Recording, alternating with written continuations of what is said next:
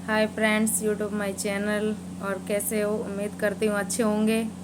तो friends, skip मत करिएगा मेरी वीडियो को और कंटिन्यू देखिएगा। मैं बताने वाली हूँ बाबा साहब डॉक्टर भीमराव अंबेडकर के संकल्प के बारे में कि बाबा साहब ने 23 सितंबर 1917 में क्या संकल्प लिया था। तो प्लीज़ गाइज, वीडियो को बिल्कुल भी स्किप मत कीजिएगा।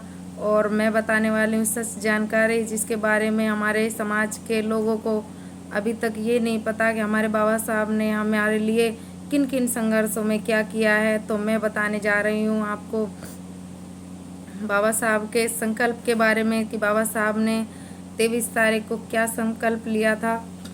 तो सुनिए, ये देखिए फ्रेंड्स, मैंने अपनी हैंडराइटिंग में ये लिखा है, देख सकते हैं आप कि बाबा साहब ने क्या संकल्प लिया और क्यों लेना पड़ा बाबा साहब को ये संकल्प।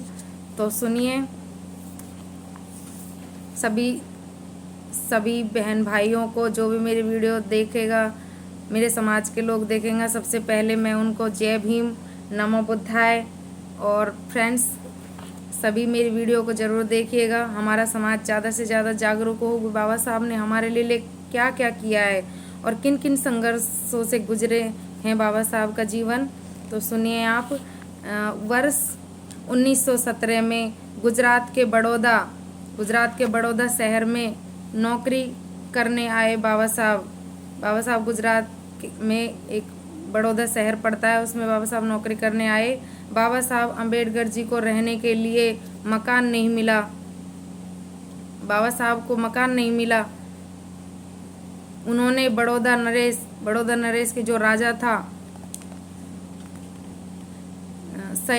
सयाजीराम गायकवाड़ ने प्रतिभाशाली होनहार होने के कारण, बाबा साहब प्रतिभाशाली होनहार थे, पढ़े लिखे, तो बाबा साहब के होनहार होने के कारण छात्रवृत्ति देकर कानून व अर्थशास्त्र के अध्ययन करने हेतु लंदन भेजा था।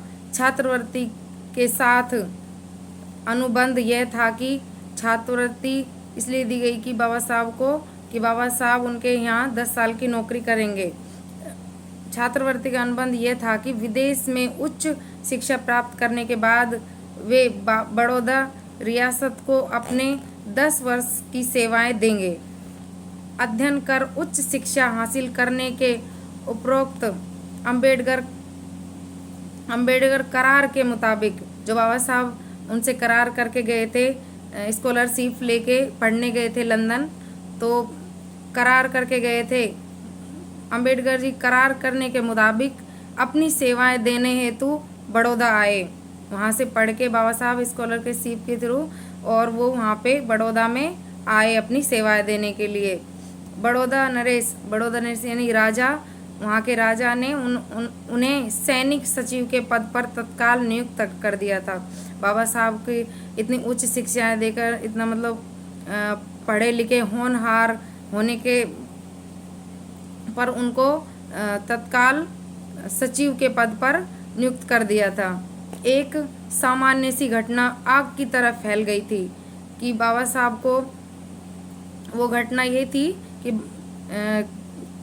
आग की लपटों की तरह पूरी तरह फैल गई थी, रियासत में फैल गई। बस एक ही चर्चा चारों ओर थी कि बड़ौदा नरेश राजा, यहाँ के राजा बड़ौदा के राजा ने एक अछूत व्यक्ति को सैनिक सचिव बना दिया है, कि बाबा साहब को वहाँ का सचिव पद दे दिया था वो नरेश राजा ने। तो वहाँ पे सारे चारों ओर उस शहर में एक ही बात थी कि उस अछूत को सचिव बना दिया है, राजा ने सचिव बना दिया है, सैनिक सचिव। विडंबना यह थी कि इतने उच्च पद पर आसीन अधिकारी भी थे। मातहत कर्मचारी दूर से फाइल फेंक कर देते थे बाबा साहब को। वहाँ के कर्मचारी थे, तो फाइलों की ज़रूरत पड़ती थी, तो बाबा साहब मांगते थे फाइलें, तो उनको फेंक के फाइलें दी जाती थी। यहाँ तक कि चपरासी पीने के लिए पानी भी नहीं देता था। यहाँ तक कि बड़ौदा नरेश राजा के उस आदेश की भी अनदेखी कर दी गई। बाबा साहब को जिस राजा ने सैनिक सचिव बनाया था, उनके आदेश की भी अनदेखी कर दी थी उन लोगों ने, जिसमें कहा गया था कि इस उच्च अधिकारी के रहने की उचित व्यवस्था की जाए। दीवान को कहते हैं जो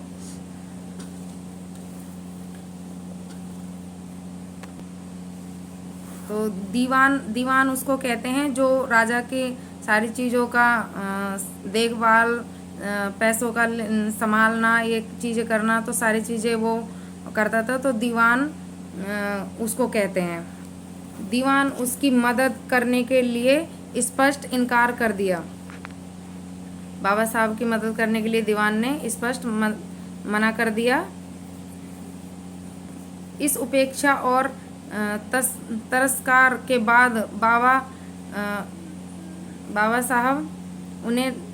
साहब के रहने की व्यवस्था के संबंधित बात थी वो कि उनको यहाँ से कहीं और रहने के लिए जगह दें। तो उसके बाद उन्हें रहने व खाने की व्यवस्था खुद ही करनी पड़ती थी। किसी हिंदू लॉज या धर्मशाला में उन्हें जगह नहीं मिली। आज पता नहीं क्या क्या कहते हैं धर्म के लिए, अगर हिंदू थे तो फिर छुआछूत कहाँ से। तो मैं यही कहना चाहूँगी कि बाबा साहब को इस तरह से अपमानित, इतने उच्च पद पे होने के बाद भी उनके साथ ऐसा व्यवहार हो रहा था। फाइलें फेंक के दी जा रही थी, चपरासी पानी नहीं पीने के लिए देता था, और जहाँ तक कि रहने की व्यवस्था भी उनकी कहीं और कराई जाए। और सारे शहर में यही फैली हुई कि एक अछूत को उन्होंने सैनिक पद पर सचिव रखा है, तो उन्हें धर्मशाला में, हिंदू लॉज या धर्मशाला में उन्हें जगह नहीं मिली। आखिरकार बाबा साहब अम्बेडकर जी एक पारसी धर्मशाला में अपना असली नाम बाबा साहब का था, उसको छुपा करके एक पारसी धर्मशाला थी, उसमें गए बाबा साहब और रहने लगे। तो बाबा साहब पारसी धर्मशाला में ना अपना नाम छुपाकर एवं पारसी नाम बताकर दैनिक किराए पर रहने लगे। दैनिक यानी रोज के किराए पे वहाँ रहने लगे। जाति ने धर्मशाला में भी उनका पीछा नहीं छोड़ा। देखिए ये जाति मतलब कितना वो होती हैं, जो हमको थोप दिया था ये जाति के रूप में ये चीज़, ताकि हमको रेंट पे भी रूम नहीं मिलता था। तो मेरे वीडियो को मेरा समाज ज़रूर देखिए और बाबा साहब के जो संघर्ष हैं उनको अमल कीजिए कि बाबा साहब ने हमारे लिए किन किन संघर्षों में ये प्रयास किया था, और अच्छे से अमल करके उनके जीवन को अमल करके अपने जीवन में उतारे उन चीज़ों को, कि बाबा साहब ने हमें ये चीज़ें ऐसे नहीं मिल गई हैं, हमें मान और सम्मान की ज़िंदगी ऐसे ही नहीं मिल गई हैं हमें, तो हमें बाबा साहब ने बहुत सारे संघर्षों से ये चीज़ें हमें दी हैं, हम इनको ऐसे ही व्यर्थ ना जाने दें। हमको इन चीज़ों को जो भी हमारे हक और अधिकार हैं हमको इनकी रक्षा करनी होगी। तो आगे सुनिए क्या हुआ। मनुवादी मानसिकता के लोगों ने जाति सूचक शब्दों से बाबा साहब को अपमानित किया था। बाबा साहब को जाति सूचक शब्द कहकर अपमानित किया, वह उनका सामान बाहर फेंक दिया। उस धर्मशाला से भी बाबा साहब जो पारसी धर्मशाला में रहने लगे, वहाँ से भी उनका सामान फेंक दिया, बाहर निकाल कर फेंक दिया और जाति सूचक शब्द कहे उनको। बहुत निवेदन करने के बाद बाबा साहब को धर्मशाला खाली करने के लिए 8 घंटे की मोहलत दी। कुल में 8 घंटे की मोहलत दी बाबा साहब को कि ये धर्मशाला आप खाली करो। चूँकि उस समय बड़ौदा नरेश राजा मैसूर जाने में थे, अतः मैसूर यानी किसी शहर का नाम है, तो वहाँ जाने को थे वो। तो अतः बाबा साहब को दीवान जी से मिलने की सलाह दी। तो बाबा साहब को दीवान जी से मिलने की सलाह दी गई, लेकिन दीवान उदासीन बने रहे। विवश होकर बाबा साहब ने दुखी मन से बड़ौदा नरेश को, वहाँ का जो राजा था बड़ौदा शहर का, तो बाबा साहब ने बहुत ही दुखी मन से उनको अपना त्याग पत्र सौंप दिया और रेलवे स्टेशन पहुंचकर बम्बई जाने वाली ट्रेन का इंतज़ार करने लगे। ट्रेन 4-5 घंटे विलम्ब से चल रही थी। तब बाबा साहब ने क्या किया वहाँ पे कि 4-5 घंटे में मैं यहाँ बैठा रहूँगा। और तब पास में ही कमाठी बाग था वहाँ पे। कमाठी बाग के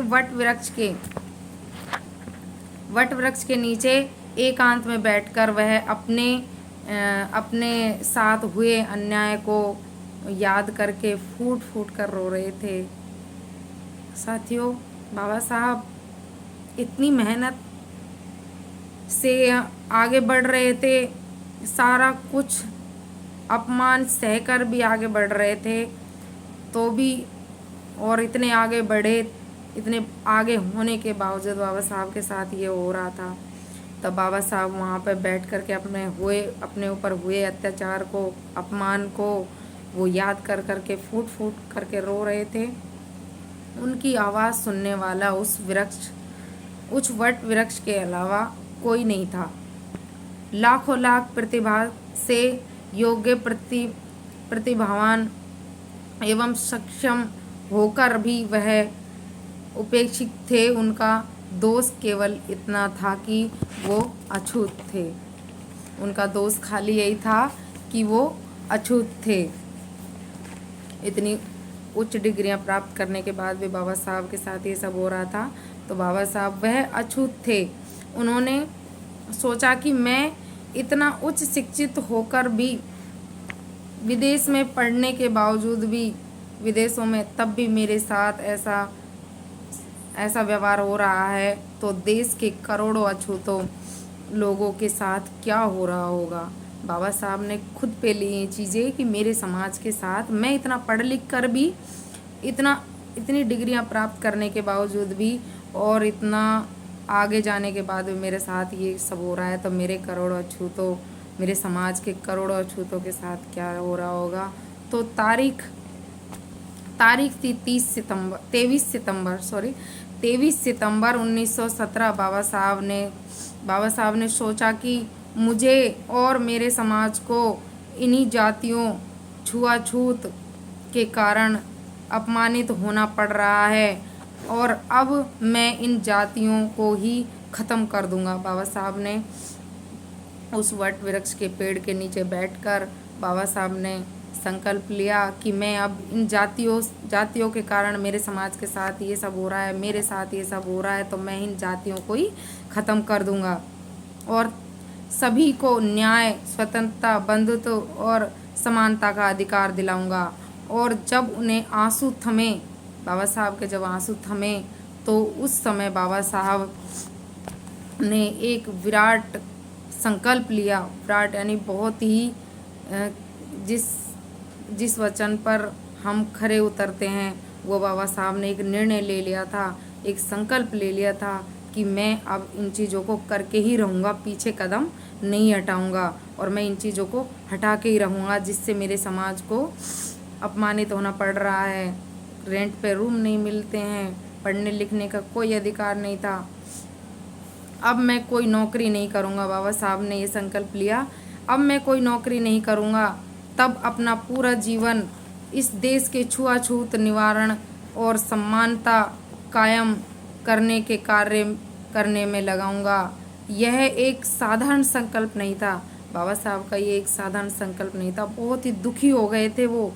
तब उन्होंने ये संकल्प लिया, बहुत ही कि मैं, ये साधारण संकल्प नहीं है, इसको मैं पूरा करके ही रहूँगा। साधारण नहीं था, बल्कि महान संकल्प था। न तो यह संकल्प साधारण था, न ही इसको लेने वाला व्यक्ति खुद साधारण था। बाबा साहब ने संकल्प लिया, वो साधारण नहीं थे। उन्होंने इन चीज़ों को, समाज के बारे में सोचा कि मेरे साथ हो रहा है, इतना आगे जाने के बाद भी और मेरे समाज के साथ क्या हो रहा होगा। तो मेरे बहुजन समाज से यही अपेक्षा रखती हूँ मैं कि बाबा साहब के संघर्षों को समझो और उनके विचारों पे चलो। तो बाबा साहब ने जिस समाज को अपना परिवार समझा और बाबा साहब को वो लोग भूल गए हैं, बाबा साहब के वचनों को भूल गए हैं, तो मैं समाज से यही कहना चाहूँगी कि बाबा साहब के विचारों को अपनाओ। बाबा साहब ने किन किन किन संघर्षों से हमको ये चीज़ें की हैं, तो हम उनकी रक्षा करने का प्रयास करें। तो ये संकल्प बाबा साहब इस संकल्प से उपजे संघर्ष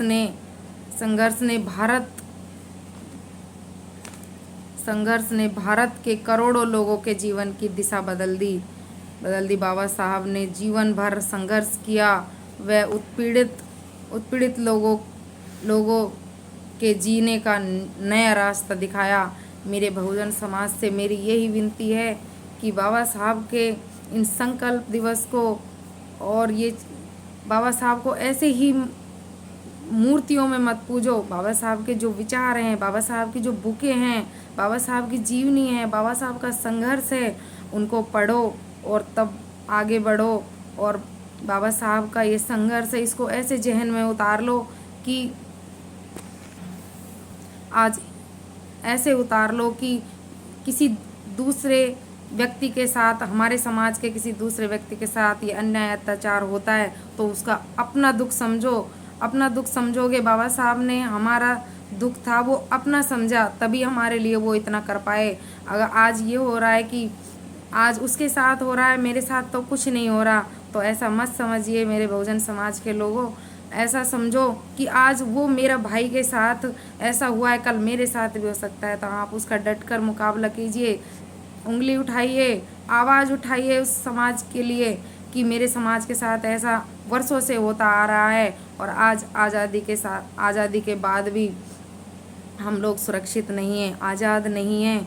तो मैं यही विनती करूँगी कि समाज के दुखों को अपना समझो और एकजुट हो जाओ। बाबा साहब का नारा था कि शिक्षित बनो और संगठित हो और संघर्ष करो, क्योंकि पहले शिक्षित होना ज़रूरी है। शिक्षित होंगे तभी हम आगे किसी पे सवाल कर सकते हैं। अगर हम शिक्षित ही नहीं है और हमें कुछ पता ही नहीं है तो हम किसी से सवाल नहीं कर सकते।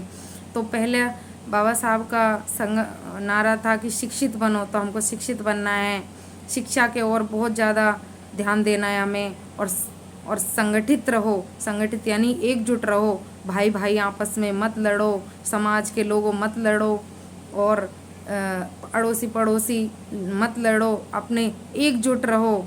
एकजुट होंगे तभी हम ये सब कर पाएंगे।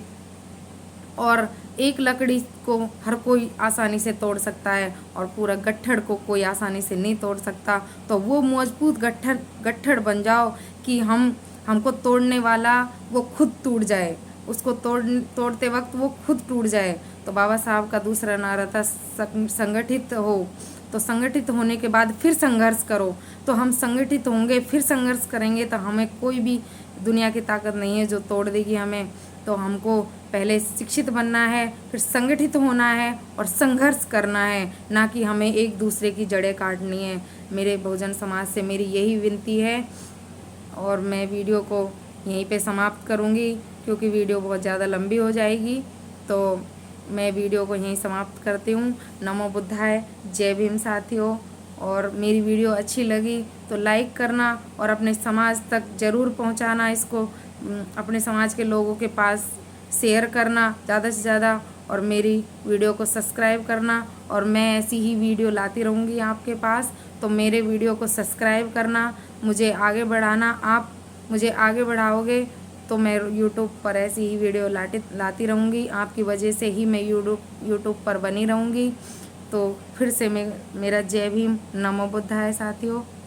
तो मैं यहीं पे ख़त्म करती हूँ, मिलते हैं नेक्स्ट वीडियो में, तब तक के लिए बाय बाय।